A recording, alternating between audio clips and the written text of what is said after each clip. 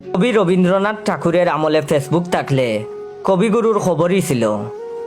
ধরুন উনি শেষের কবিতা লিখে ফেসবুকে পোস্ট করলেন, সেটা দেখে বাঙালি কমেন্ট করত, মশাই নাম দিলেন শেষের কবিতা, অথচ লিখলেন উপন্যাস। পাঠকের সাথে এমন প্রতারণা না করলেই পারতেন। আরেকজনে লিখত, ব্রো আপনি কি আর কবিতা লিখবেন না?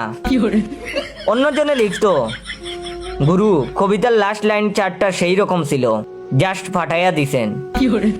আরেকজনে লিখত, এত যে প্রেমের কবিতা লেখেন বৌদি কি জানে? আবার কেউ কেউ লিখত অনেক বানান ভুল। আবার কেউ কেউ লিখত সহমত ভাই।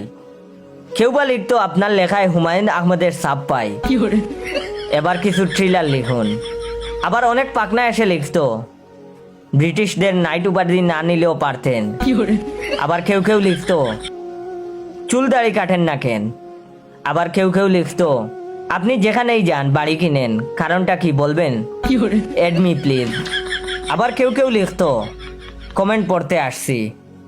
আবার কেউ কেউ কমেন্ট করত পাশে থাকলে পাশে পাবেন, সাপোর্ট দিলে সাপোর্ট পাবেন, ব্যাক টু ব্যাক।